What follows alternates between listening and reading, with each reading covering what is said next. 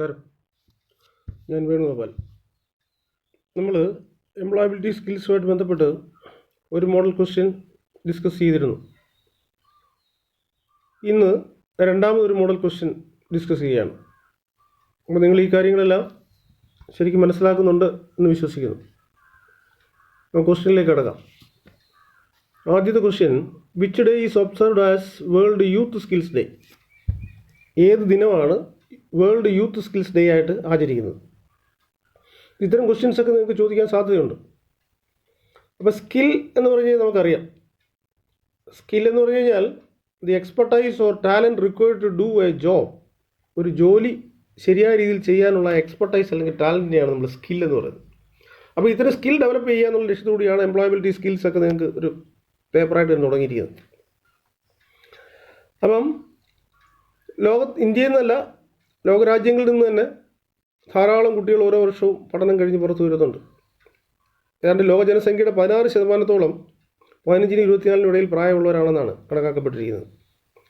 അപ്പോൾ ഈ പഠിച്ച് പാസ്സായി വരുന്ന ആൾക്കാർക്ക് വേണ്ടത്ര വൈദഗ്ധ്യമില്ല ജോലി ചെയ്യാൻ. അപ്പോൾ അവരിൽ ഈ സ്കിൽ ഡെവലപ്പ് ചെയ്തെടുക്കുക എന്നുള്ള ലക്ഷ്യത്തോടുകൂടിയാണ് ഇങ്ങനൊരു ദിനം ആചരിക്കുന്നത്. അതായത് to encourage youth to celebrate the value of acquiring skill നേടിയെടുക്കേണ്ട ആവശ്യകതയെക്കുറിച്ച് യുവാക്കളെ ബോധവാന്മാരാക്കുക, അല്ലെങ്കിൽ ബോധവതികളാക്കുക. അതിനു വേണ്ടിയിട്ടാണ് നമ്മൾ വേൾഡ് യൂത്ത് സ്കിൽസ് ഡേ ആചരിക്കുന്നത്. ഇത് 2015 മുതലാണ് ആചരിക്കാൻ തുടങ്ങിയത്. 2015 ജൂലൈ 15 ആദ്യത്തെ വേൾഡ് യൂത്ത് സ്കിൽസ് ഡേ ആചരിക്കുന്നത്. അപ്പോൾ അന്ന് തന്നെ 2015 ജൂലൈ 15 തന്നെ ഇന്ത്യയിലും ഇതുമായിട്ട് ബന്ധപ്പെട്ട് ഒരു പ്രോഗ്രാം കൂടി ആരംഭിച്ചിട്ടുണ്ട്, ഒരു ക്യാമ്പയിൻ, സ്കിൽ ഇന്ത്യ എന്ന് പറയുന്ന ഒരു ക്യാമ്പയിൻ. അതായത് 2022 ആകുമ്പോഴത്തേക്കും ഇന്ത്യയിലെ 40 കോടിയോളം യുവാക്കളെ സ്കിൽ ഉള്ളവരാക്കി തീർക്കുക എന്നുള്ള ലക്ഷ്യത്തോടെ അതും ആരംഭിച്ചിട്ടുണ്ട്. അത് സ്കിൽ ഇന്ത്യ എന്നാണ് ആ പ്രോഗ്രാമിൻ്റെ പേര്. അപ്പോൾ വേൾഡ് യൂത്ത് സ്കിൽസ് ഡേ ആചരിക്കുന്നുണ്ട്. അതിനോടൊപ്പം തന്നെ നമ്മളൊരു ക്യാമ്പയിനും ആരംഭിച്ചിട്ടുണ്ട് ഇന്ത്യയിൽ. അതിനെയാണ് സ്കിൽ ഇന്ത്യ എന്ന് പറയുന്നത്. അപ്പം വേൾഡ് യൂത്ത് സ്കിൽസ് ഡേ ആചരിക്കുന്ന ലക്ഷ്യം എന്ന് പറഞ്ഞു കഴിഞ്ഞാൽ to encourage youth to celebrate the value of acquiring skill or to understand the importance of acquiring skill acquire ചെയ്യേണ്ട ആവശ്യകതയെക്കുറിച്ച് മനസ്സിലാക്കുക യുവാക്കളെ. അതിന് വേണ്ടിയിട്ടാണ് നമ്മൾ ഈ ഡേ ആചരിക്കുന്നത്. അപ്പോൾ അതിൻ്റെ ഉത്തരം സി ആണ്, ജൂലൈ 15. അപ്പോൾ അതിനകത്ത് ഉത്തരം കൊടുത്തിരിക്കുന്നത് ജൂൺ 5. അത് നമ്മൾ കേട്ടിട്ടുള്ളതാണ്. ജൂൺ 5 എന്ന് പറഞ്ഞാൽ വേൾഡ് എൻവയോൺമെൻറ്റ് ഡേ, ലോക പരിസ്ഥിതി ദിനം. പരിസ്ഥിതിയെ സംരക്ഷിക്കുക എന്നുള്ള ലക്ഷ്യത്തോടുകൂടി എല്ലാ വർഷവും നമ്മൾ ആചരിക്കുന്നതാണ് വേൾഡ് എൻവയോൺമെൻറ്റ് ഡേ. അത് ജൂൺ 5. പിന്നെ ബി കൊടുത്തിരിക്കുന്നത് ജൂൺ 14. ജൂൺ 14 എന്ന് പറഞ്ഞാൽ നിങ്ങൾ ഒരുപക്ഷെ കേട്ടിട്ടുണ്ടാവും. കാര്യം നിങ്ങളുടെ ഇൻസ്റ്റിറ്റ്യൂട്ടിലൊക്കെ റെഡ് റിബൺ ക്ലബ്ബുകൾ പ്രവർത്തിക്കുന്നുണ്ട്. റെഡ് റിബൺ ക്ലബ്ബുകളുടെ പ്രവർത്തനവുമായിട്ട് ബന്ധപ്പെട്ട് കുറേ 2-3 ദിനങ്ങൾ നിങ്ങൾ എല്ലാ വർഷവും ആചരിക്കുന്നുണ്ട്. അതിൽ ഒരു ദിനമാണ് ഈ ജൂൺ 14. ജൂൺ 14 എന്ന് പറഞ്ഞാൽ വേൾഡ് ബ്ലഡ് ഡോണർ ഡേ. അതായത് നിരവധി ജീവനുകൾ രക്ഷിക്കാൻ വേണ്ടി ധാരാളം ആൾക്കാർ ലോകത്ത് രക്തം ദാനം ചെയ്യുന്നുണ്ട്. ഈ രക്തം ദാനം ചെയ്യുന്നവരെ ആദരിക്കുക എന്നുള്ളതിന് വേണ്ടിയാണ് ജൂൺ 14 നമ്മൾ വേൾഡ് ബ്ലഡ് ഡോണർ ഡേ ആയിട്ട് ആചരിക്കുന്നത്. അതായത് കാൾ ലാൻഡ്സ്റ്റൈനർ എന്ന ഒരു ആസ്ട്രിയൻ ഫിസിഷ്യൻ്റെ ജന്മദിനമാണ് ഈ ജൂൺ 14. അദ്ദേഹമാണ് ABO ബ്ലഡ് ഗ്രൂപ്പ് സമ്പ്രദായം കണ്ടുപിടിച്ചത്. അദ്ദേഹത്തിൻ്റെ ജന്മദിനമായ June 14 world blood donor day ആയിട്ട് നമ്മൾ ആചരിക്കുന്നത്. പിന്നെ അടുത്ത ഡി ഓപ്ഷൻ കൊടുത്തിരിക്കുന്നത് ഡിസംബർ 1. അതും നമുക്കറിയാവുന്നതാണ്. അത് നിങ്ങൾ ആചരിക്കുന്നതാണ് എല്ലാ വർഷവും. അത് വേൾഡ് എയ്ഡ്സ് ഡേ. അതായത് HIV അണുബാധിതരായിട്ട് കോടിക്കണക്കിന് ആൾക്കാർ ലോകത്ത് ജീവിച്ചിരിപ്പുണ്ട്. അവരോട് ഐക്യദാർഢ്യം പ്രഖ്യാപിക്കുന്നതിന് വേണ്ടിയാണ് ഡിസംബർ 1 നമ്മൾ വേൾഡ് എയ്ഡ്സ് ഡേ ആയിട്ട് ആചരിക്കുന്നത്. അപ്പോൾ നമ്മുടെ ഈ ക്വസ്റ്റ്യൻ്റെ ആൻസർ സി ആണ്, ജൂലൈ 15. അടുത്ത question, virus that causes COVID-19 is. ഇത്തരം ജനറൽ ക്വസ്റ്റ്യൻസ് ഒക്കെ ചോദിക്കാൻ സാധ്യതയുണ്ട്. ഈ COVID-19 ഇപ്പോൾ നമുക്ക് എല്ലാവർക്കും അറിയാവുന്ന കാര്യമാണ്. COVID-19 ബന്ധപ്പെട്ട് നമ്മൾ ലോക്ക്ഡൗൺ ആണ്, എല്ലാം നമുക്കറിയാം. അപ്പോൾ ഈ COVID-19 കാരണമായ വൈറസിൻ്റെ പേരെന്താണ്? അതിനകത്ത് 4 ഉത്തരം തന്നിട്ടുണ്ട്. SARS-CoV-1, SARS-CoV-2, MERS-CoV, Ebola. അപ്പോൾ ഇതിനകത്ത് എബോള അല്ലെന്ന് നമുക്കറിയാം. പിന്നെ SARS-CoV-1 ആണോ SARS-CoV-2 ആണോ MERS-CoV ആണോ എന്നറിയണം. ഈ സാഴ്സ് എന്ന് പറയുന്ന ഒരു രോഗം 2003 ചൈനയിൽ പൊട്ടിപ്പുറപ്പെടുകയാണ്. അതായത് സിവിയർ അക്യൂട്ട് റെസ്പിറേറ്ററി സിൻഡ്രോം എന്നാണ് പറയുന്നത്. Severe acute respiratory syndrome. ഇത് ഈ കൊറോണ വൈറസ് മൂലമുണ്ടായ ഒരു രോഗമാണ് സാഴ്സ് CoV എന്ന് സാഴ്സ് എന്ന് പറയുന്നത്. ആ രോഗം 2003 പൊട്ടിപ്പുറപ്പെട്ടു. അതിനെയാണ് നമ്മൾ സാഴ്സ് CoV-1 എന്ന് പറയുന്നത്. അതിനുശേഷം MERS എന്ന് പറയുന്നൊരു മിഡിൽ ഈസ്റ്റ് രാജ്യങ്ങളിൽ പൊട്ടിപ്പുറപ്പെട്ടത്, ആ മിഡിൽ ഈസ്റ്റ് റെസ്പിറേറ്ററി സിൻഡ്രോം, അത് MERS CoV, അത് 2012 പൊട്ടിപ്പുറപ്പെട്ടതാണ്. അതും ഈ കൊറോണ വൈറസ് ആണ് അതിൻ്റെയും കാരണം. പക്ഷേ നമുക്ക് 2019 പൊട്ടിപ്പുറപ്പെട്ട ഈ COVID-19 കാരണം സാഴ്സ് CoV-2 ആണ്. സാഴ്സ് CoV-1 കഴിഞ്ഞ് സാഴ്സ് CoV-2 ആണ്. ഇത് മൂന്നും കൊറോണ വൈറസ് മൂലമുള്ളതാണ്. പക്ഷേ സാഴ്സ് CoV-1ഉം സാഴ്സ് CoV-2ഉം തമ്മിലാണ് കൂടുതൽ ബന്ധമുള്ളത്. അതുകൊണ്ടാണ് ഇതിനെ സാഴ്സ് CoV-2 എന്ന് പറയുന്നത്. സാഴ്സ് CoV-2 എന്നും പറയും, നോവൽ കൊറോണ വൈറസ് എന്നും പറയും. നോവൽ കൊറോണ വൈറസ് അല്ലെങ്കിൽ സാഴ്സ് CoV-2 ആണ് ഈ COVID-19 കാരണമായ വൈറസ്. അപ്പോൾ ഇതിൻ്റെ ഉത്തരം ബി ആണ്, സാഴ്സ് CoV-2 അല്ലെങ്കിൽ novel corona virus. Novel corona virus എന്ന് ചോദിച്ചാലും അത് തന്നെ, രണ്ടും തന്നെ, സാഴ്സ് CoV-2 അല്ലെങ്കിൽ നോവൽ കൊറോണ വൈറസ്. അതാണ് ശരി ഉത്തരം. അടുത്ത, which one of the following is not a route of transmission of HIV? HIV പിടിവിടാൻ സാധ്യതയില്ലാത്ത ഒരു മാർഗം, അതായത് HIV പകരുന്ന രീതി അല്ല ഇതിലൊന്ന് എന്ന്, അതേതാണെന്ന് കണ്ടുപിടിക്കണം. നിങ്ങൾ ഇതെല്ലാം മനസ്സിലാക്കിയിട്ടുള്ളതാണ്. ഈ ക്വസ്റ്റ്യൻ പരീക്ഷയ്ക്ക് നിങ്ങൾക്ക് ചോദിച്ചിട്ടുള്ളതാണ്. Unprotected sex, infected mother to child, mosquito bite, using infected needle and syringe. അപ്പോൾ HIV പകരുന്ന 4 രീതികൾ നിങ്ങൾ മനസ്സിലാക്കിയിട്ടുണ്ടാവും. അതായത് സുരക്ഷിതമല്ലാത്ത ലൈംഗിക ബന്ധം, അൺപ്രൊട്ടക്റ്റഡ് സെക്സിൽ കൂടെ പകരും. പിന്നെ ഇൻഫെക്റ്റഡ് മദർ ടു ചൈൽഡ്, അണുബാധയുള്ള അമ്മയിൽ നിന്ന് കുഞ്ഞിലേക്ക് വരാം. Then using infected needle and syringe, infected needle, ഒരാൾ അണുബാധയുള്ള ആളിനെ കുത്തിവെച്ച നീഡിലും സിറിഞ്ചും മറ്റൊരാൾക്ക് ഉപയോഗിച്ച് കഴിഞ്ഞാൽ അതിൽ കൂടെ പകരാൻ സാധ്യതയുണ്ട്. ദെൻ ഇനി മറ്റൊരു പ്രധാനപ്പെട്ട റൂട്ടെന്ന് പറഞ്ഞു കഴിഞ്ഞാൽ, അണുബാധയുള്ള ആളുടെ രക്തം മറ്റൊരാളിന് കൊടുത്തു കഴിഞ്ഞാൽ, അല്ലെങ്കിൽ മറ്റൊരാളിന് ആ രക്തം ഉപയോഗിച്ച് കഴിഞ്ഞാൽ അതിലൂടെ പകരും. ഈ 4 രീതിയിലൂടെ പകരുന്നു. അപ്പം അതിനകത്ത് 3 രീതികൾ അതിനകത്ത് കൊടുത്തിട്ടുണ്ട്. മോസ്കിറ്റോ ബൈറ്റ്, കൊതുക് കടിയിൽ കൂടി ഇത് പകരില്ല. അതാണ് നമ്മുടെ ശരിയായ ഉത്തരം. HIV വരുന്ന രീതി അല്ലത്. സി, മോസ്കിറ്റോ ബൈറ്റിൽ കൂടി പകരില്ല. അതാണ് ശരി ഉത്തരം. അടുത്തൊരു 4ാമത്തെ question, resume that markets a candidate skills must be. ഒരു കാൻഡിഡേറ്റിൻ്റെ സ്കില്ലിനെ കുറിച്ച്, ടാലൻറ്റിനെ കുറിച്ച് എക്സ്പ്ലെയിൻ ചെയ്യുന്ന ഒരു റെസ്യൂം എങ്ങനെ ആയിരിക്കണം? നമ്മൾ പഠിച്ചിട്ടുള്ള CV, കരിക്കുലം വിറ്റ്, അതിന് എങ്ങനെ ആയിരിക്കണം ഒരു റെസ്യൂം ഒരാൾ തയ്യാറായി കൊടുക്കുമ്പോൾ? അത് ലോങ് ആൻഡ് ഡീറ്റെയിൽഡ് ആയിരിക്കണോ, ഷോർട്ട് ആൻഡ് പ്രിസൈസ് ആയിരിക്കണോ, കളർഫുൾ ആൻഡ് ഫാൻസി ആയിരിക്കണോ, നൺ ഓഫ് ദീസ്, ഇവയിലേതാണ്? നമുക്കറിയാം ഒരു റെസ്യൂം എപ്പോഴും ഷോർട്ട് ആൻഡ് പ്രിസൈസ് ആയിരിക്കണം. ഉത്തരം ബി ആണ്. അടുത്ത question, the interrogative form of they are very generous. J R very generous എന്നുള്ളതിൻ്റെ ഇൻട്രോഗേറ്റീവ് ഫോം കണ്ടുപിടിക്കണം. നമ്മൾ പഠിച്ചിട്ടുണ്ട്, ഇൻട്രോഗേറ്റീവ് ഫോം ആക്കണമെന്നുണ്ടെങ്കിൽ ആദ്യം തന്നിരിക്കുന്ന ഇതിൻ്റെ ക്വസ്റ്റ്യൻ ടാഗ് ഉണ്ടാക്കണം. ആ സ്റ്റേറ്റ്മെൻറ്റിൻ്റെ question tag. They are very generous എന്ന് പറഞ്ഞാൽ ഒരു പോസിറ്റീവ് സെൻറ്റൻസ് ആണ്. ആ പോസിറ്റീവ് സെൻറ്റൻസിനെ ടാഗ് ആക്കുമ്പം, ക്വസ്റ്റ്യൻ ടാഗ് ആക്കുമ്പോൾ നെഗറ്റീവ് ടാഗ് വരണം. അപ്പോൾ പോസിറ്റീവ് സെൻറ്റൻസ് ആയതുകൊണ്ട് നെഗറ്റീവ് ടാഗ് വരുമ്പോൾ എങ്ങനെ വരും?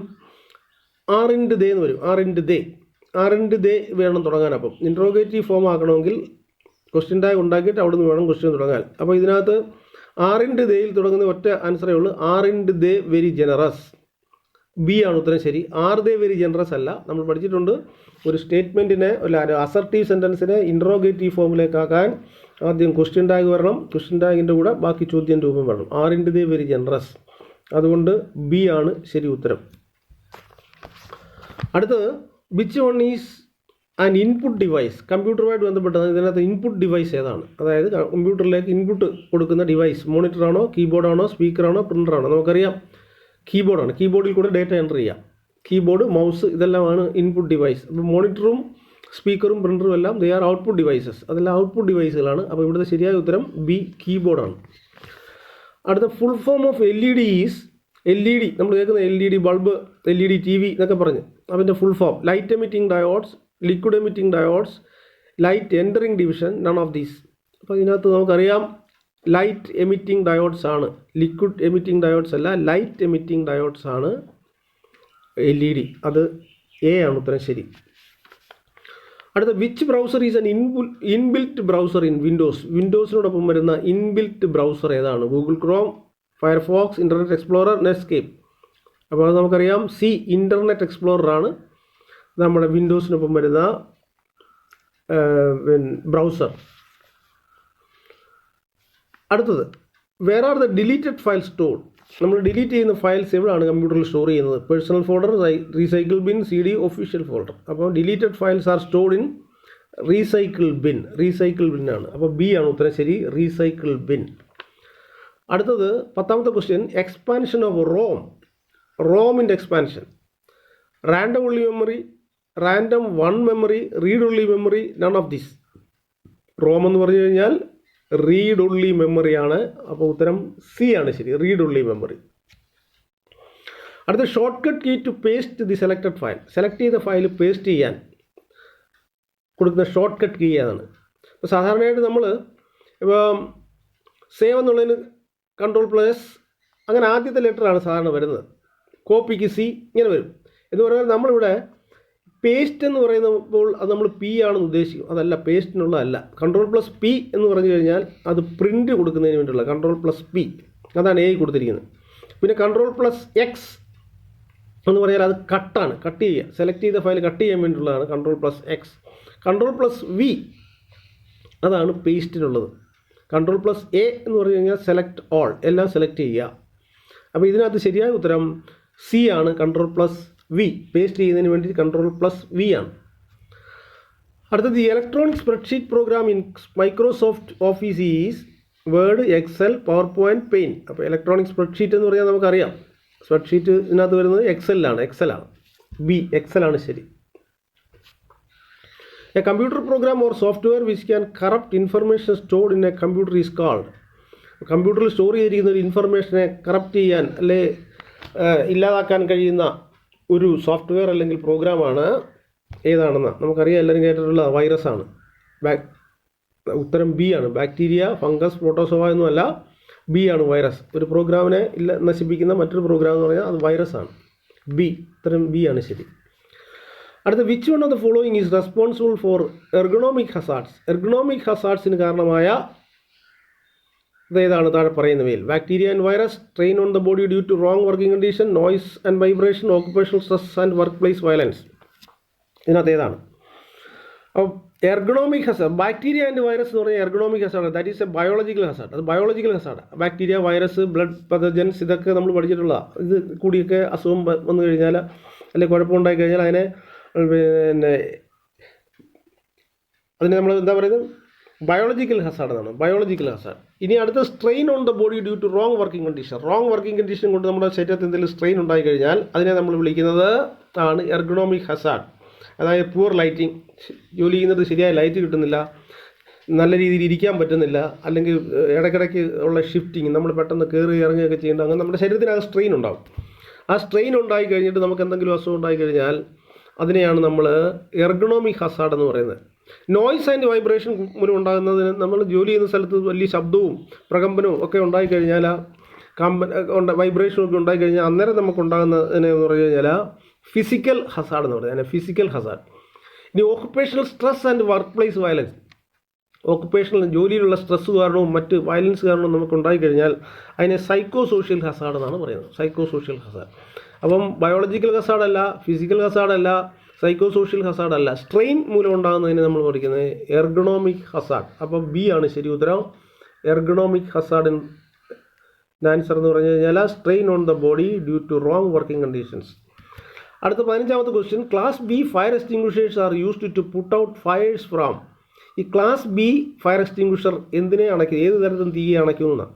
ഇപ്പോൾ നമ്മൾ പഠിച്ചിട്ടുണ്ട് പലതരത്തിലുണ്ട് എക്സ്റ്റിംഗ്വിഷേഴ്സ്. തീ അണയ്ക്കുന്നതിന് വേണ്ടി പലതരത്തിലുള്ള എക്സ്റ്റിംഗ്വിഷേഴ്സ് ഉണ്ട്. അതിൽ എ ഉണ്ട്, ബി ഉണ്ട്, സി ഉണ്ട്, ഡി ഉണ്ട്, കെ ഉണ്ട്. എ എന്ന് പറഞ്ഞു കഴിഞ്ഞാൽ നമ്മൾ പഠിച്ചിട്ടുള്ള ക്ലാസ് എ ഫയർ എക്സ്റ്റിംഗ്വിഷർ എന്ന് പറഞ്ഞാൽ ക്ലാസ് എയിൽപ്പെട്ട തീ അണയ്ക്കൽ സാധനങ്ങളെന്ന് പറഞ്ഞു കഴിഞ്ഞാൽ അത് വീട്ടിലുള്ള സാധനങ്ങൾ കത്തുമ്പോഴുള്ള, അതായത് വിറക്, പേപ്പർ, അതുപോലെ വീട്ടിലെ സാധനങ്ങൾ, തടി, ഇങ്ങനെയുള്ള സാധനങ്ങളൊക്കെ കത്തുമ്പോൾ ഉണ്ടാകുന്ന അതിനെ അണയ്ക്കാൻ വേണ്ടി ഉപയോഗിക്കുന്നതാണ് ഫയർ എ എക്സ്റ്റിംഗ്വിഷേഴ്സ്. അതിന് എ എന്ന് പറയാൻ കാരണം ഈ സാധനങ്ങളൊക്കെ കത്തുമ്പോൾ ചാരം ഉണ്ടാകും. ആഷ് എന്നുള്ള വാക്കിൽ നിന്നുണ്ടാകുന്ന ആഷ്, ചാരം, ASH, ആഷ്. അപ്പോൾ എ എക്സ്റ്റിംഗ്വിഷേഴ്സ് ഉപയോഗിക്കുന്നതെന്ന് പറഞ്ഞാൽ ഹൗസ് ഹോൾഡ് സാധനങ്ങളിൽ തീ പിടിക്കുമ്പോൾ ഉണ്ടാകുന്നതാണ്. Household items, cloth, wood, paper, ഇത്തരം സാധനങ്ങളിൽ തീ പിടിക്കുമ്പോൾ എല്ലാം ചാരം ഉണ്ടാകും. അപ്പോൾ അതുകൊണ്ട് ആ എയിൽ നിന്നാണ്, ആ ആഷസിൽ നിന്നാണ് എ ഉണ്ടായിരിക്കുന്നത്. അതാണ് എ ക്ലാസ് എ എക്സ്റ്റിംഗ്വിഷർ എന്ന് പറഞ്ഞാൽ. ബി എക്സ്റ്റിംഗ്വിഷർ എന്ന് പറഞ്ഞു കഴിഞ്ഞാൽ നമ്മളോട് ചോദിച്ചിരിക്കുന്നത് ബി എക്സ്റ്റിംഗ്വിഷർ എവിടെ നിന്നാണ്? അതായത് ഹൈലി ഫ്ലെയിമബിൾ ലിക്വിഡ്സ്.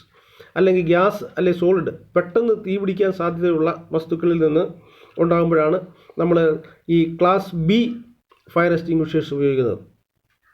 അതായത് ചില പെയിൻ തിന്നേഴ്സ്, ലാക്വർ തിന്നേഴ്സ്, ഇത്തരം സാധനങ്ങളൊക്കെ അതിനകത്ത് ഉദാഹരണമായിട്ട് വരുന്നതാണ്.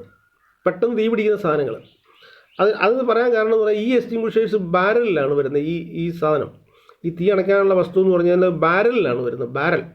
ബാരൽ കണക്കിന് എത്ര ഒരു സ്ക്വയർ മീറ്റർ അല്ലെങ്കിൽ എത്ര സ്ക്വയർ മീറ്ററിൽ അണയ്ക്കാൻ പറ്റുന്ന ബാരൽസിലാണ് വരുന്നത്. അപ്പോൾ അതുകൊണ്ട് ഈ ബി എന്ന് പറഞ്ഞാൽ ബാരൽ എന്നുള്ളതിൽ നിന്ന് വന്നതാണ് ബി. അതുകൊണ്ടാണ് ക്ലാസ് ബി ഫയർ എക്സ്റ്റിങ്വിഷർ എന്ന് പറയുന്നത് ബി. അപ്പം ഹൈലി ഫ്ലെയിമബിൾ ലിക്വിഡ്സിനെ അല്ലെങ്കിൽ അണയ്ക്കാൻ വേണ്ടി ഉപയോഗിക്കുന്നതാണ് നമ്മൾ ക്ലാസ് ബി എക്സ്റ്റിങ്വിഷേഴ്സ്. പിന്നെ ക്ലാസ് സി ഉണ്ട്. ക്ലാസ് സി എക്സ്റ്റിങ്വിഷർ എന്ന് പറഞ്ഞു കഴിഞ്ഞാൽ അത് ഇലക്ട്രിക് സോഴ്സിൽ നിന്ന്, ഇലക്ട്രിസിറ്റി മൂലം ഉണ്ടാകുന്ന ഫയറുകൾ അണയ്ക്കാൻ വേണ്ടിയുള്ളതാണ്. ഈ സി എന്ന് പറയാൻ കാരണം ഈ കറണ്ട് ഉണ്ടല്ലോ, കറണ്ട് എന്ന് നമ്മൾ പറയുന്നില്ലേ, ഇലക്ട്രിസിറ്റി, കറണ്ട് മൂലം ഉള്ളതായതുകൊണ്ട് ഈ സി എന്ന് പറയുന്നത്. അതാണ് ക്ലാസ് സി ഫയർ എക്സ്റ്റിങ്വിഷേഴ്സ്. പിന്നെ ഡി ഉണ്ട്. ക്ലാസ് ഡി എക്സ്റ്റിങ്വിഷേഴ്സ് എന്ന് പറഞ്ഞു കഴിഞ്ഞാൽ ഈ ചില മെറ്റൽസ് പെട്ടെന്ന് കത്തിജ്വലിക്കുന്ന മെറ്റൽസ് ഉണ്ട്. അത്തരം മെറ്റൽസിൽ, അതൊക്കെ വലിയ വലിയ ഫാക്ടറികളിലൊക്കെ വരുന്ന അത്തരം മെറ്റൽസ് തീ പിടിക്കുമ്പോൾ അതിനെയൊക്കെ അണയ്ക്കാൻ വേണ്ടി ഉപയോഗിക്കുന്നതാണ് ക്ലാസ് ഡി എക്സ്റ്റിങ്വിഷർ. ആ ഡി എന്ന് പറഞ്ഞാൽ ഡൈനമിറ്റ് എന്നുള്ള ആ വാക്കിൽ നിന്നാണ്. ഡൈനമിറ്റ് മെറ്റൽസ് ആകുമ്പോൾ ഡൈനമിറ്റുമായിട്ട് ബന്ധപ്പെട്ടായിരുന്നു. അത് ഡൈനമിറ്റ് എന്നുള്ള ഡിയിൽ നിന്നാണ് ക്ലാസ് ഡി ഫയർ എക്സ്റ്റിങ്വിഷേഴ്സ് പറയുന്നത്. പിന്നെ ഒരെണ്ണം കെ എക്സ്റ്റിങ്വിഷേഴ്സ് ഉണ്ട്. അതെന്ന് പറഞ്ഞു കഴിഞ്ഞാൽ കിച്ചൺ ഫയേഴ്സ് അണയ്ക്കുന്നതിനുള്ള അതായത് ഈ പാചക എണ്ണയും അതുപോലുള്ള സാധനങ്ങളൊക്കെ മുഖാന്തരം തീ ഉണ്ടായിക്കഴിഞ്ഞാൽ അത് അണയ്ക്കാൻ വേണ്ടിയിട്ട് ഉപയോഗിക്കുന്നതാണ് നമ്മൾ ക്ലാസ് കെ എക്സ്റ്റിങ്വിഷേഴ്സ്. അപ്പോൾ എ ഉണ്ട്, ബി ഉണ്ട്, സി ഉണ്ട്, ഡി ഉണ്ട്, കെ ഉണ്ട്. എ എന്ന് പറഞ്ഞു കഴിഞ്ഞാൽ ഹൗസ് ഹോൾഡ് ഐറ്റംസിൽ തീ പിടിക്കുമ്പോഴാണ്. ബി എന്ന് പറഞ്ഞു കഴിഞ്ഞാൽ നമ്മളിപ്പോൾ ഈ പറഞ്ഞ ഹൈലി ഇൻഫ്ലേമബിൾ ആയിട്ടുള്ള സാധനങ്ങൾ തീ പിടിക്കുമ്പോഴാണ്. സി എന്ന് പറഞ്ഞാൽ ഇലക്ട്രിസിറ്റി കാരണം ഉണ്ടാകുന്ന തീ അണയ്ക്കാനാണ് ഉപയോഗിക്കുന്നത്. ഡി എന്ന് പറഞ്ഞു കഴിഞ്ഞാൽ ഈ ചില മെറ്റൽസിന് തീ പിടിച്ചു കഴിഞ്ഞാൽ അത് അണയ്ക്കാൻ വേണ്ടിയുള്ള, അതായത് ഡൈനമിറ്റ് എന്നുള്ള വാക്കിൽ നിന്നാണ് ഡി വന്നിരിക്കുന്നത്. പിന്നെ കിച്ചൺ ഫയേഴ്സ് അണയ്ക്കുന്നതിനുള്ളതാണ് കാറ്റഗറി അല്ലെങ്കിൽ ക്ലാസ് കെ എക്സ്റ്റിങ്വിഷേഴ്സ്. അപ്പോൾ ഇങ്ങനെ നമുക്ക് ചോദിച്ചിരിക്കുന്ന ക്ലാസ് ബിയെ കുറിച്ചാണ്. അത് ഹൈലി ഫ്ലെയിമബിൾ ലിക്വിഡ്സിനെ ഹൈലി ഫ്ലെയിമബിൾ ആയിട്ടുള്ള സാധനങ്ങൾ അണയ്ക്കുന്നതിന് വേണ്ടിയുള്ളതാണ്. അപ്പോൾ ഉത്തരം സി ആണ്, ഹൈ. അടുത്ത 16ാമത്തെ question. As per MSME development act 2006, manufacturing enterprises are defined in terms of investment in, അതായത് മൈക്രോ സ്മാൾ മീഡിയം എൻ്റർപ്രൈസസ്, അതാണ് MSME. നമ്മളിപ്പോൾ എന്നും കേൾക്കുന്നതാണ്. ഈ COVID-19 ബന്ധപ്പെട്ട് ഓരോരുത്തർക്ക് സഹായ പാക്കേജ് കൊടുക്കുന്നതിന് വേണ്ടി MSME കുറിച്ചൊക്കെ പറയുന്നുണ്ട്. Micro small and medium enterprises. ഈ micro small and medium enterprise development act വന്നത് 2006 ഈ ആക്ട് പ്രകാരം ഈ എൻ്റർപ്രൈസുകളെ രണ്ടായിട്ട് തരംതിരിച്ചിട്ടുണ്ട്. Manufacturing enterprises and service enterprises. Manufacturing enterprise എന്നും സർവീസ് എൻ്റർപ്രൈസസും രണ്ടായി തിരിച്ചിട്ടുണ്ട്. ഈ മാനുഫാക്ചറിങ് എൻ്റർപ്രൈസ് എന്ന് പറഞ്ഞു കഴിഞ്ഞാൽ മാനുഫാക്ചറിങ് എൻ്റർപ്രൈസ് ക്ലാസ് ചെയ്തിരിക്കുന്നത് on the basis of the investment in plant and machinery. Plant and മെഷീനറിയിൽ അവർക്കുള്ള നിക്ഷേപത്തിൻ്റെ അടിസ്ഥാനപ്പെടുത്തിയാണ് മാനുഫാക്ചറിങ് എൻ്റർപ്രൈസിനെ തീരുമാനിക്കുന്നത്. മറ്റേത് സർവീസ് എൻ്റർപ്രൈസിനെ തീരുമാനിക്കുന്നത് ഇൻവെസ്റ്റ്മെൻറ്റ്സ് ഇൻ എക്യുപ്മെൻറ്റിൽ എത്ര ഇൻവെസ്റ്റ് ചെയ്തിരിക്കുന്നു എന്നുള്ള അടിസ്ഥാനത്തിലാണ് സർവീസ് എൻ്റർപ്രൈസുകളെ തീരുമാനിക്കുന്നത്. പലതരത്തിൽ സർവീസ് എൻ്റർപ്രൈസുകളുണ്ട്, അതുപോലെ പലതരത്തിൽ മാനുഫാക്ചറിങ് എൻ്റർപ്രൈസുകളുണ്ട്. അപ്പോൾ ആ തരംതിരിക്കൽ എന്ന് പറഞ്ഞു കഴിഞ്ഞാൽ അവർ പ്ലാന്റ് ആൻഡ് മെഷീനറിയിൽ എത്ര രൂപ ഇൻവെസ്റ്റ് ചെയ്തു അല്ലെങ്കിൽ എക്യുപ്മെൻറ്റിൽ എത്ര ഇൻവെസ്റ്റ് ചെയ്തു എന്നുള്ള അടിസ്ഥാനത്തിലാണ്. നമ്മളോട് ചോദിച്ചിരിക്കുന്നത് മാനുഫാക്ചറിങ് എൻ്റർപ്രൈസുകളെ ഏത് രീതിയിലാണ് തരംതിരിച്ചിരിക്കുന്നത്, ഏതിലുള്ള ഇൻവെസ്റ്റ്മെൻറ്റിലാണെന്ന്. അപ്പം മാനുഫാക്ചറിങ് എൻ്റർപ്രൈസുകളെ തരംതിരിച്ചിരിക്കുന്നത് പ്ലാന്റ് ആൻഡ് മെഷീനറിയുള്ള ഇൻവെസ്റ്റ്മെൻറ്റിലാണ്. സർവീസ് എൻ്റർപ്രൈസുകളെയാണ് എക്യുപ്മെൻറ്റിൻ്റെ അടിസ്ഥാനത്തിൽ തിരിച്ചിരിക്കുന്നത്. അപ്പോൾ നമ്മുടെ ഉത്തരം എ ആണ്, പ്ലാന്റ് ആൻഡ് മെഷീനറി. അടുത്ത 17ാമത്തെ ചോദ്യം. Traffic light is an example of which communication. നമ്മൾ റോഡിലൊക്കെ പോകുമ്പോൾ ട്രാഫിക് ലൈറ്റ് കാണും. അപ്പോൾ ഈ ട്രാഫിക് ലൈറ്റ് എന്ന് പറയുന്നത് ഏത് തരത്തിലുള്ള കമ്മ്യൂണിക്കേഷനാണ് തരുന്നത്? വെർബലാണോ നോൺ വെർബലാണോ, മാസ് ആണോ മീഡിയ ആണോ? അതിനകത്ത് നോൺ വെർബലാണ്, സൗണ്ടൊന്നും ഇല്ലാതെ വരുന്ന കമ്മ്യൂണിക്കേഷനാണ് നോൺ വെർബൽ കമ്മ്യൂണിക്കേഷൻ. അപ്പോൾ നമ്മൾ ലൈറ്റാണ് കാണുന്നത്, റെഡ് ലൈറ്റ് അല്ലെങ്കിൽ പച്ച ലൈറ്റ് കാണും. അപ്പോൾ അതൊരു നോൺ വെർബൽ കമ്മ്യൂണിക്കേഷനാണ്, സൗണ്ടിലൂടെയൊന്നും അല്ല, അല്ലെങ്കിൽ എഴുത്തിലൂടെയൊന്നും അല്ല. ഒരു സിഗ്നൽ എന്ന് പറയുന്നതാണ്, ആ റെഡോ ഗ്രീനോ കണ്ടിട്ടാണ് നമ്മൾ മൂവ് ചെയ്യുന്നത്. അതുകൊണ്ട് that is a non verbal communication. അത് ബി ആണ് ശരി ഉത്തരം. ട്രാഫിക് ലൈറ്റ് നോൺ വെർബലാണ്. അടുത്ത 18ാമത്തെ question. In economic growth the role of entrepreneur is. Economic ഗ്രോത്തിൽ ഓൺടർപ്രണറുടെ role unbalanced regional development, stagnate standard of living, improve per capital income, compete with other entrepreneurs. അപ്പം ഓൺടർപ്രണറുടെ ജോലി എന്ന് പറഞ്ഞാൽ വികസനമാണല്ലോ. അൺബാലൻസ്ഡ് റീജിയണൽ ഡെവലപ്മെൻറ്റ് അൺബാലൻസ് ചെയ്യുക എന്നുള്ളതല്ല. സ്റ്റാഗ്നേറ്റ് സ്റ്റാൻഡേർഡ് ഓഫ് ലിവിങ്, ജനങ്ങളുടെ ജീവിത നിലവാരത്തെ നിശ്ചലമാക്കുക എന്നുള്ളതല്ല. ഇമ്പ്രൂവ് പെർ ക്യാപിറ്റ ഇൻകം ആകാം, കോമ്പീറ്റ് വിത്ത് അതർ ഓൺട്രപ്രണേഴ്സ് ആകാം. പക്ഷേ ഇവിടെ ഇമ്പ്രൂവ് പെർ ക്യാപിറ്റ ഇൻകം, ഓരോരുത്തരുടെയും പ്രതിശീർഷ വരുമാനം കൂട്ടുക എന്നുള്ളതാണ്. അല്ലാതെ മറ്റു ഓൺട്രപ്രണേഴ്സുമായിട്ട് കോമ്പീറ്റ് ചെയ്യുക എന്നുള്ളതല്ല. അത് അയാളുടെ ബിസിനസ്സിൻ്റെ ഭാഗമാണ്. ഇത് അയാളുടെ എക്കണോമിക് ഗ്രോത്തിൽ അയാളുടെ റോളെന്ന് പറഞ്ഞാൽ ഇമ്പ്രൂവ് പെർ ക്യാപിറ്റ ഇൻകം. അതുകൊണ്ട് സി ആണ് ശരിയായ ഉത്തരം. അടുത്ത 19ാമത്തെ question, in ABC of first aid what does A mean? First എയ്ഡുമായിട്ട് ബന്ധപ്പെട്ടാണ് ABC. നമ്മൾ പഠിച്ചിട്ടുണ്ടാവും. Airway, breathing and circulation. Airway, breathing and circulation, ഇതാണ് ABC എന്ന് പറയുന്നത്. എയർവേ, നമുക്കിപ്പോൾ പെട്ടെന്നൊരു അപകടം ഉണ്ടായിക്കഴിഞ്ഞാൽ അവർക്ക് ഫസ്റ്റ് എയ്ഡ് കൊടുക്കണം. അപ്പം നമ്മൾ ആദ്യം ശ്വാസം തൊണ്ടയിൽ എന്തെങ്കിലും കുടുങ്ങിയിട്ടുണ്ടോ അല്ലെങ്കിൽ എന്തെങ്കിലും ബ്ലോക്ക് വന്നിട്ടുണ്ടോ എന്ന് കണ്ടുപിടിക്കുകയാണ് എയർവേ. അത് നമ്മൾ കറക്റ്റ് ചെയ്യണം. താടിക്ക് തട്ടി ഒക്കെ കറക്റ്റ് ചെയ്യുകയാണ്. അതാണ് എയർവേ. ബ്രീത്തിങ് ശ്വാസം കിട്ടണം. പിന്നെ ബ്ലഡ് സർക്കുലേഷൻ ക്ലിയർ ആണ്. അതിന് മൂന്നിനോട് നമ്മൾ ഡീറ്റെയിലായിട്ട് പഠിക്കുന്നതാണ് ABC എന്ന് പറഞ്ഞാൽ എയർവേ, ബ്രീത്തിങ് ആൻഡ് സർക്കുലേഷൻ. അപ്പം നമ്മൾ ഇതിനകത്ത് എന്തിനെ സൂചിപ്പിക്കുന്നതാണ് ചോദിച്ചിരിക്കുന്നത്. അപ്പം എയർവേ, സി ആണ് ഉത്തരം ശരി. എയർവേ. 19ാമത്തെ ക്വസ്റ്റ്യൻ ആൻസർ സി, എയർവേ. അടുത്ത 20ാമത്തെ question, increase of the percentage of carbon dioxide in the atmosphere results in. Carbon ഡൈ ഓക്സൈഡിൻ്റെ അളവ് അന്തരീക്ഷത്തിൽ കൂടിക്കഴിഞ്ഞാൽ എന്താണ് അതിൻ്റെ കുഴപ്പം? സ്റ്റോംസ് ആണോ, സൈക്ലോൺസ് ആണോ, ഗ്രീൻ ഹൗസ് ഇഫക്റ്റ് ആണോ, ലാൻഡ് സ്ലൈഡ്സ് ആണോ എന്ന് ചോദിച്ചിരിക്കുന്നത്. അപ്പോൾ കാർബൺ ഡൈ ഓക്സൈഡിൻ്റെ അളവ് അന്തരീക്ഷത്തിൽ കൂടിക്കഴിഞ്ഞാൽ കുഴപ്പമെന്ന് പറഞ്ഞാൽ എന്താ കാർബൺ ഡൈ ഓക്സൈഡ് ചെയ്യുന്നത്? It absorb solar rays and energy of the sun. അത് സോളാർ റേസിനെയും സൂര്യൻ്റെ ചൂടിനെയൊക്കെ അത് ആകർഷിച്ച് അതിൻ്റെ ഫലമായി ടെമ്പറേച്ചർ കൂടും. ഭൂമിയിലുള്ള ടെമ്പറേച്ചർ കൂടുകയും അത് നേച്ചറിൻ്റെ ബാലൻസ് തന്നെ തെറ്റിക്കുകയും ചെയ്യും. അതുകൊണ്ട് ചില കുഴപ്പങ്ങളുണ്ടാകും. അതിനെയാണ് നമ്മൾ ഗ്രീൻ ഹൗസ് ഇഫക്റ്റ് എന്ന് പറയുന്നത്. Green house effect. അപ്പോൾ കാർബൺ ഡൈ ഓക്സൈഡിൻ്റെ അളവ് കൂടിക്കഴിഞ്ഞാൽ ഗ്രീൻ ഹൗസ് ഇഫക്റ്റാണ് ഉണ്ടാകുന്നത്. അടുത്ത, factories act 1948 provides canteen if workers are dash or more. Factories act പ്രകാരം ഫാക്ടറീസ് ആക്ട് എന്ന് പറയുന്നത് 1948 ഈ ഫാക്ടറീസ് ആക്ട് പ്രകാരം ഒരു ഫാക്ടറിയിൽ അല്ലെങ്കിൽ ഒരു സ്ഥാപനത്തിൽ ഈ ഫാക്ടറി ആക്ടുമായിട്ട് ബന്ധപ്പെട്ട സ്ഥാപനത്തിൽ ക്യാൻറ്റീൻ അനുവദിക്കണമെങ്കിൽ എത്ര തൊഴിലാളികൾ വേണമെന്നാണ് ചോദിച്ചിരിക്കുന്നത്. അപ്പോൾ ഒരു ക്യാൻറ്റീൻ അനുവദിക്കണമെങ്കിൽ 30 ആണോ, 150 ആണോ, 250 ആണോ, 500 ആണോ എന്നാണ്. ഫാക്ടറീസ് ആക്ട് പറയുന്നത് 250 അതിൽ കൂടുതലോ തൊഴിലാളികളുണ്ടെങ്കിൽ അവിടെ ക്യാൻറ്റീൻ അനുവദിക്കണം എന്നാണ്. അപ്പോൾ നമ്മുടെ ഉത്തരം സി ആണ് ശരി. അപ്പോൾ 30 എന്ന് പറയുന്നത് എ ഉണ്ട്. അതും ഫാക്ടറി ആക്ട് പ്രകാരമുള്ള ഒരു സംഖ്യയാണ്. ആ ഫാക്ടറി 30 എന്ന് പറഞ്ഞു കഴിഞ്ഞാൽ 30 അതിൽ കൂടുതലോ സ്ത്രീ തൊഴിലാളികളുണ്ടെങ്കിൽ അവിടെ ക്രഷ് അനുവദിക്കണമെന്ന്. ക്രഷ്, അത് ഈ കൊച്ചു കുഞ്ഞുങ്ങളെയൊക്കെ പരിപാലിക്കുന്ന ഒരു സെൻ്ററാണ് ക്രഷ്. അപ്പോൾ 30 അതിൽ കൂടുതലോ സ്ത്രീ തൊഴിലാളികളുണ്ടെങ്കിൽ അവിടെ ക്രഷ് ഉണ്ടാവണം. 250 അതിൽ കൂടുതലോ തൊഴിലാളികളുണ്ടെങ്കിൽ അവിടെ ക്യാൻറ്റീൻ ഉണ്ടാകണം. 150 അതിൽ കൂടുതലോ തൊഴിലാളികളുണ്ടെങ്കിൽ അവിടെ റെസ്റ്റ് റൂം, ലഞ്ച് റൂം ഇതൊക്കെ കൊടുക്കണമെന്നാണ്. 150 അതിൽ കൂടുതലോ തൊഴിലാളികൾ ഒരു ഫാക്ടറിയിൽ ജോലി ചെയ്യുകയാണെങ്കിൽ അവിടെ അവർക്ക് ഇരിക്കാൻ, റെസ്റ്റ് ചെയ്യാനുള്ള റൂം വേണം, ലഞ്ച് റൂം വേണം എന്നൊക്കെ വ്യവസ്ഥയുണ്ട്. അതുപോലെ തന്നെ 500-ൽ കൂടുതൽ തൊഴിലാളികളുണ്ടെങ്കിൽ, 500 അതിൽ കൂടുതലോ തൊഴിലാളികളുണ്ടെങ്കിൽ അവിടെ ഒരു വെൽഫെയർ ഓഫീസർ വേണം. ഇതാണ് ഇതിൻ്റെ ഫാക്ടറി ആക്ട് പ്രകാരം 30, 150, 250, 500ൻ്റെ പ്രത്യേകത. നമ്മുടെ ചോദ്യത്തിൽ ക്യാൻറ്റീൻ അനുവദിക്കണമെങ്കിൽ എത്ര പേര് വേണം? അത് സി ആണ് ഉത്തരം ശരി, 250. അടുത്ത 22ാമത്തെ question, the goal of total quality management is. Total quality മാനേജ്മെൻറ്റിൻ്റെ ലക്ഷ്യം എന്താണ്? നമ്മളറിയാം, ക്വാളിറ്റി മെയിൻറ്റെയിൻ ചെയ്യുന്ന ക്വാളിറ്റി മാനേജ്മെൻറ്റ് എന്ന് പറഞ്ഞാൽ കസ്റ്റമറിന് വേണ്ടിയുള്ളതാണ്. അപ്പോൾ producer satisfaction, customer satisfaction, middlemen satisfaction, retailer satisfaction. അപ്പോൾ ബി ആണ് കസ്റ്റമർ സാറ്റിസ്ഫാക്ഷൻ. ക്വാളിറ്റി മെയിൻറ്റെയിൻ ചെയ്യേണ്ടത് നമ്മൾ ക്വാളിറ്റി ടൂൾസിനെ കുറിച്ചൊക്കെ പഠിച്ചതാണ്. അപ്പോൾ ഇവിടെ ബി ആണ് കസ്റ്റമർ സാറ്റിസ്ഫാക്ഷൻ. അടുത്ത, the objective of Pareto chart is. Quality ടൂൾസിൽ പറഞ്ഞു തന്നിട്ടുള്ളതാണ്. ദി ഒബ്ജക്റ്റീവ് ഓഫ് പരേറ്റോ ചാർട്ടിൻ്റെ ലക്ഷ്യം എന്താണ്? Easy data collection, indicate the shape of the distribution, prioritising vital few from trivial many, assess factors for problem.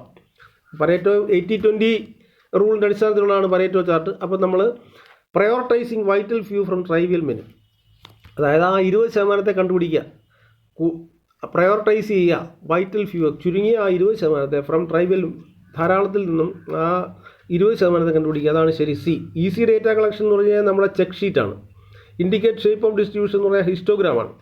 Assess factors for problem എന്ന് പറഞ്ഞാൽ fish bone ഡയഗ്രത്തിൻ്റെയാണ്. അപ്പോൾ നമ്മുടെ ഇവിടെ ശരിയായ പരേറ്റോ ചാർട്ടിൻ്റെ എന്ന് പറഞ്ഞാൽ സി ആണ്, prioritising vital few from trivial many. അടുത്ത, quality circle aim set. Quality circle നമ്മൾ കേട്ടിട്ടുണ്ട് ക്വാളിറ്റി സർക്കിളിനെ കുറിച്ച്. അതായത് ഒരു സ്ഥാപനത്തിൽ ജോലി ചെയ്യുന്ന, വിവിധ ഡിപ്പാർട്ട്മെൻറ്റുകളിൽ ജോലി ചെയ്യുന്ന ആൾക്കാർ ആഴ്ചയിൽ ഒരിക്കലോ 2 ആഴ്ചയിൽ ഒരിക്കലോ ഒന്നിച്ചു കൂടുക, ഒരു പ്രത്യേക സമയത്ത് ഒന്നിച്ചു കൂടി അവരുടെ പ്രശ്നങ്ങളെക്കുറിച്ച് ചർച്ച ചെയ്യും. ആ സ്ഥാപനത്തിലെ ക്വാളിറ്റി ഇമ്പ്രൂവ് ചെയ്യാനുള്ള ലക്ഷ്യത്തോടെയാണ്. പല ഡിപ്പാർട്ട്മെൻറ്റ് ജോലി ചെയ്യുന്നവരാണെങ്കിലും അവർ ചെയ്യുന്ന ജോലി പരസ്പരം ബന്ധമുള്ളതായിരിക്കും. അപ്പോൾ ഓരോരുത്തരുടെയും പ്രോബ്ലമുകൾ അവിടെ ചർച്ച ചെയ്ത് കഴിഞ്ഞാൽ മറ്റൊരു ഡിപ്പാർട്ട്മെൻറ്റിൽ ജോലി ചെയ്യുന്ന ആളിന് ഒരുപക്ഷെ അത് അറിയാൻ പറ്റും. ഒരു ഡിപ്പാർട്ട്മെൻറ്റിലുള്ള കാര്യം മറ്റൊരു ഡിപ്പാർട്ട്മെൻറ്റ് ജോലി ചെയ്യുന്ന ആളിന് ചിലപ്പോൾ അറിയാൻ പറ്റും. അങ്ങനെ പരസ്പരം ചർച്ച ചെയ്തിട്ട് അവിടെ എന്തെങ്കിലും ക്വാളിറ്റി ഇഷ്യൂസ് ഉണ്ടെങ്കിൽ അത് പരിഹരിക്കാൻ വേണ്ടി ഇങ്ങനെ ചില സ്ഥാപനങ്ങളിലെ ഒക്കെ ആൾക്കാർ ജോലി ചെയ്യുന്നവർ ഒന്നിച്ചു കൂടും ഒരു പ്രത്യേക സമയത്ത്. അതിനെയാണ് നമ്മൾ ക്വാളിറ്റി സർക്കിൾ എന്ന് പറയുന്നത്. ആ സർക്കിളിൻ്റെ ലക്ഷ്യം എന്ന് പറഞ്ഞാൽ increasing the use of labour, increasing productivity, increasing the use of machines, reducing output. അപ്പോൾ നമുക്കറിയാം അത് ഈ പ്രൊഡക്ടിവിറ്റി ഇൻക്രീസ് ചെയ്യുക എന്നുള്ള ലക്ഷ്യത്തോടെയാണ്. അത് ആ ബി ആണ് ശരി, ഇൻക്രീസിങ് പ്രൊഡക്ടിവിറ്റി. അടുത്ത 25ാമത്തെ question, an example of standing water. Standing വാട്ടറിൻ്റെ എക്സാമ്പിൾ ഏതാണ്? സ്റ്റാൻഡിങ് വാട്ടറിൻ്റെ എക്സാമ്പിൾ എന്ന് പറഞ്ഞാൽ ലേക്കാണോ, സ്ട്രീമാണോ, റിവറാണോ, കനാലാണോ എന്ന് ചോദിച്ചിരിക്കുന്നത്. അപ്പോൾ നമുക്കറിയാം ഫ്രഷ് വാട്ടറിനെ കുറിച്ച് നിങ്ങൾ പഠിച്ചു. ഫ്രഷ് വാട്ടർ എന്ന് പറയുന്നത് 2 തരത്തിലുണ്ട്, surface water and ground water. Surface വാട്ടറിനെ വീണ്ടും തരംതിരിക്കുന്നു സ്റ്റാൻഡിങ് വാട്ടർ എന്നും ഫ്ലോയിങ് വാട്ടർ എന്നും. സ്റ്റാൻഡിങ് വാട്ടറിനെ സ്റ്റാൻഡിങ് വാട്ടറിൻ്റെ സോഴ്സസ് എന്ന് പറഞ്ഞാൽ ലേക്സ്, റിസർവേഴ്സ്, എസ്റ്റുറീസ് ഇവയാണ്. ഫ്ലോയിങ് വാട്ടർ സ്ട്രീംസും റിവേഴ്സും. അപ്പോൾ നമ്മൾ ഡീറ്റെയിൽ ആയിട്ട് ഇതെല്ലാം പഠിച്ചിട്ടുള്ളതാണ്. അപ്പം നമ്മളോട് ചോദിച്ചിരിക്കുന്നത് സ്റ്റാൻഡിങ് വാട്ടറിൻ്റെ ഉദാഹരണം ഏതാണെന്ന്. അപ്പോൾ ലേക്കാണ്, ലേക്കാണ് ശരിയായ ഉത്തരം, ലേക്ക്, സ്റ്റാൻഡിങ് വാട്ടർ. അപ്പോൾ ഈ 25 ക്വസ്റ്റ്യൻസ് നമ്മളിപ്പം വിശദമായിട്ട് പറഞ്ഞിട്ടുണ്ട്. ഇത് നിങ്ങൾ ശരിയായി മനസ്സിലാക്കുക, ഇതെല്ലാം നിങ്ങൾക്ക് പ്രയോജനപ്പെടും. അപ്പോൾ ഇത് നിങ്ങൾക്ക് ഇഷ്ടപ്പെട്ടെന്ന് വിശ്വസിക്കുന്നു. ഇഷ്ടപ്പെട്ടിട്ടുണ്ടെങ്കിൽ നിങ്ങൾ ഈ ചാനൽ ലൈക്ക് ചെയ്യുക. അതുപോലെ ഇതുവരെ സബ്സ്ക്രൈബ് ചെയ്തിട്ടില്ലാത്തവർ സബ്സ്ക്രൈബ് ചെയ്യുക. നോട്ടിഫിക്കേഷൻ കിട്ടുന്നതിന് വേണ്ടി നിങ്ങൾ ബെൽ ബട്ടൺ ക്ലിക്ക് ചെയ്യുക. Okay, thank you very much.